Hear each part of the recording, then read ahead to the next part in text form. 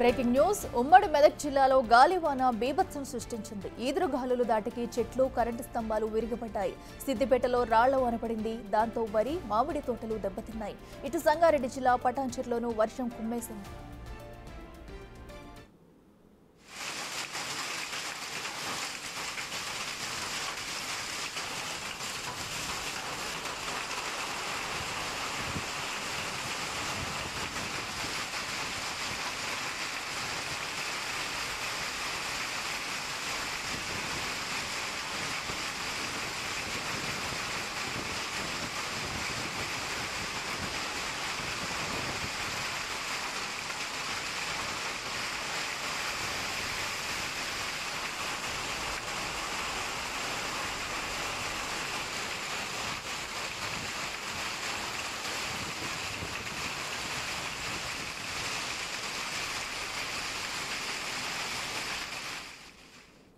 ఇదే అంశానికి సంబంధించి మరింత సమాచారం మా ప్రతినిధి దుర్గారెడ్డి అందిస్తారు. దుర్గారెడ్డి, చెప్పండి. అటు సిద్దిపేటలో కురిసిన భారీ వర్షాలకైతే అటు చెట్లు అలాగే కరెంటు స్తంభాలు కూడా విరిగిపడినట్టు తెలుస్తుంది.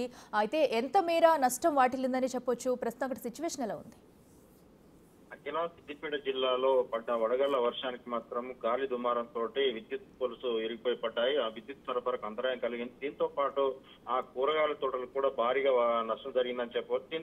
దీంతో చూస్తే విద్యుత్ సరఫరా ఇంకా పునరుద్ధరణకు టైం పట్టే అవకాశం కనిపిస్తుంది.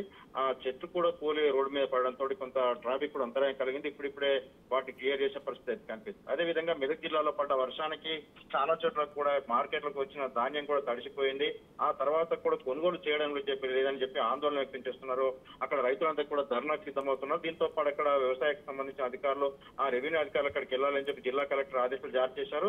తడిసిన ధాన్యాన్ని కొనరా అని చెప్పి కూడా ధర్నా చేసే అవకాశాలు అయితే మనకు కనిపిస్తున్నాయి. గత వారం 10 రోజుల నుంచి వర్షం పడుతుంది, ధాన్యం కొనుగోలు చేయాలని చెప్పి రైతులు ఆందోళన చేస్తున్నా కానీ ఒకవైపు కొనుగోలు చేయాలని చెప్పి ఆ తడిసిన ధాన్యంతో వాళ్ళు నిరసన తెలిపిన కార్యక్రమం తెలుస్తుంది మనకు. దీంతో పాటు పటాన్చెరు నియోజకవర్గంలో భారీగా వడగాలు పడ్డాయి, వర్షం పడ్డది. దీంతో అక్కడ ట్రాఫిక్ అంతరాయం కలిగింది. దీంతో మిగతా చోట్ల కూడా ఎక్కడైతే కూరగాయల పంటలే కావచ్చు, మార్కెట్ తీసుకొచ్చిన ధాన్యం అంటే అమ్ముకొని తీసుకొచ్చిన రైతుల ధాన్యం కూడా తడిసిపోయింది. ఈ వడగళ్ల వర్షానికి బాగా బీభత్సం సృష్టించింది. మరి ఈ రైతులకు పంట నష్టం నివారణకు చర్యలు తీసుకోవాలని చెప్పి రాష్ట్ర ప్రభుత్వం ఆదేశాలు జారీ చేసింది. సిద్దిపేట నియోజకవర్గంలో పడ్డ వర్షానికి మాత్రం వ్యవసాయ అధికారులు, అదేవిధంగా రెవెన్యూ అధికారులు అక్కడికి వెళ్లి ఏ విధంగా నష్టం జరిగింది అంచనా వేసిన తర్వాత ఎకరాకు 10,000 కట్టిస్తామని చెప్పి గతంలో చెప్పారు. ఇప్పటివరకు ఏదైతే పంట నష్టపోయిన ధాన్యం ఇలా ఉంటే తడిసిన మార్కెట్ కు వచ్చిన ధాన్యం తడిసిపోయింది, దానికి కూడా నష్టపరిహారం చెల్లించాలని చెప్పి ప్రధానంగా డిమాండ్ అయితే వ్యక్తమవుతున్న పరిస్థితి అయితే మనకు కనిపిస్తుంది. అఖిల, అయితే దుర్గారెడ్డి, అకాల వర్షాలతో కూడా రైతులైతే పెద్ద మొత్తంలో నష్టపోయిన పరిస్థితి మనం చూస్తున్నాము. ఈ నేపథ్యంలో అటు రైతులు ధాన్యానికి సంబంధించి కానండి, మిగతా పంట వేసిన వాళ్ళకు కూడా మరి ప్రభుత్వం నుంచి ఏమన్నా భరోసా వచ్చే అవకాశం కల్పిస్తుందా? రైతులు ఏం డిమాండ్ చేస్తున్నారు? వరకైతే దాదాపు పోయిన అంటే మార్చిలో పడ్డ వర్షానికి మాత్రం ఎకరాకు 10,000 పంట నష్టం కట్టిస్తామని రాష్ట్ర ప్రభుత్వం, అదేవిధంగా వ్యవసాయ శాఖ మంత్రి తుమ్మల నాగేశ్వరరావు, రవాణా శాఖ మంత్రి పొన్న ప్రభాకర్, ఆ తర్వాత శ్రీధర్ బాబు వీళ్ళంతా కూడా సిద్దిపేటకు వచ్చి సిద్దిపేట పంట నష్టాన్ని పరిశీలించారు. గతంలో ఆ మార్చిలో జరిగిన దానిపై 9,000 చిల్లరగా ఒక సిద్దిపేట నియోజకవర్గం మెదక్ జిల్లాలో పంట నష్టం జరిగింది. ఎకరాకు 10,000 కట్టిస్తామని చెప్పి హామీ ఇచ్చారు. ఆ పంట నష్టానికి సంబంధించిన వివరాలు మాత్రం రాష్ట్ర ప్రభుత్వం తెప్పించుకున్నది. ఇక ఇది ఇలా ఉంటే ఈ రోజు పడ్డ వడగళ్ల వర్షానికి మాత్రం ఉమ్మడి మెదక్ జిల్లా చాలా చోట్ల కూడా తడిసిన ధాన్యం కూడా అంటే మార్కెట్ లో కొనలేని పరిస్థితిలో ఉన్నారు.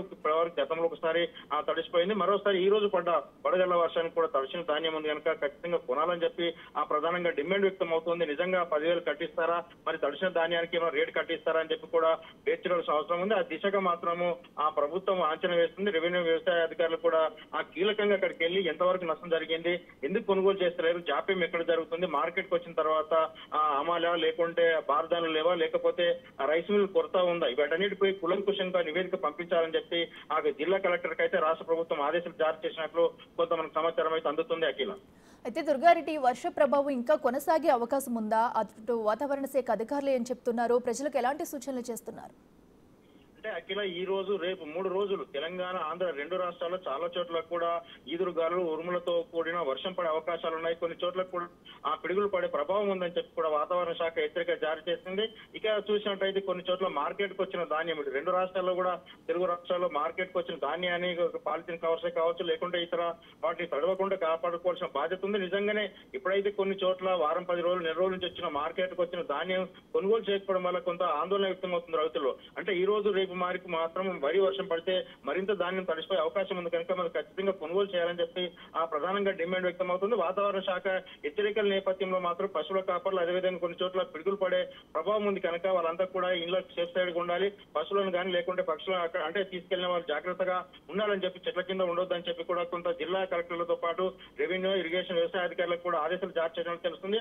అదేవిధంగా ఉమ్మడి మెదక్ జిల్లాలో కూడా ఎల్లో అలర్ట్ గా జారీ చేసే అవకాశాలు అయితే వాతావరణ శాఖ ద్వారా మనకు కొంత సమాచారం అవుతుంది. రేపు మాత్రం భారీ వడగళ్లు పడే అవకాశం ఉన్నట్టుగా కొంత సమాచారం అయితే అందుతుంది. Akhila. Right Durgareddy, thank you.